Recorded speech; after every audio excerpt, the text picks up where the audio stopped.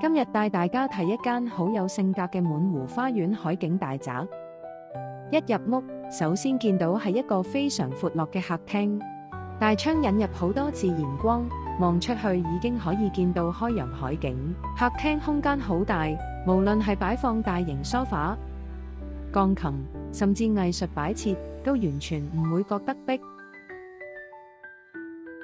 由客廳行出去，就係一個好舒服嘅露台空間。呢度可以坐低飲杯咖啡，望住海景同山景，成個感覺好放鬆，亦好有私隱度。再落一層，你會見到呢條樓梯同成個室內動線，係好有氣派。呢間屋唔只係大，而係每一層都有自己嘅生活功能。嚟到飯廳層，空間同樣非常開揚。呢度除咗可以做正式飯廳，旁邊仲有家庭廳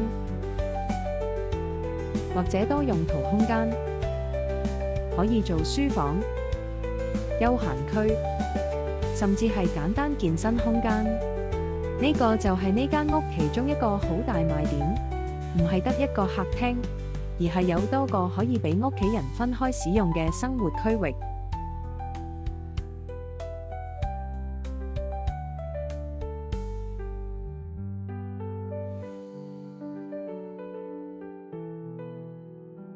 飯廳旁邊亦連接另一個戶外空間，呢度好適合戶外用餐或者招呼朋友食飯飲嘢，有海景，有開揚感，同時又唔會太暴露。再經過樓梯落到房間層，你會更加感受到呢間屋嘅層次同氣派。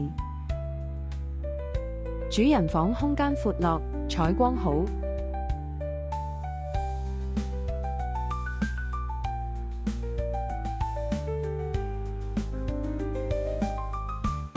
亦連接自己嘅戶外露台。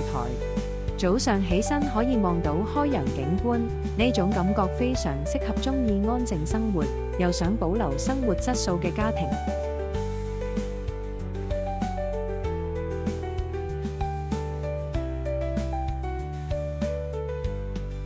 房間層亦有套廁，功能上相當完整。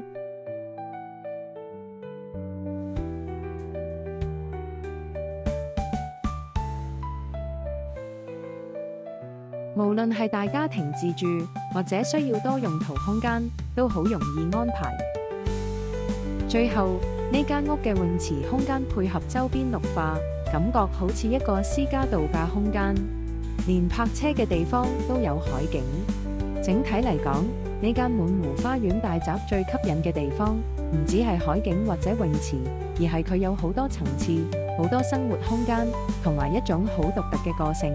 如果你想揾一間有氣派、有海景、有戶外空間，同時又唔係一般標準化設計嘅屋，呢間係值得親身睇一睇。有興趣了解詳情或者預約參觀，可以 WhatsApp 聯絡 Property Finder。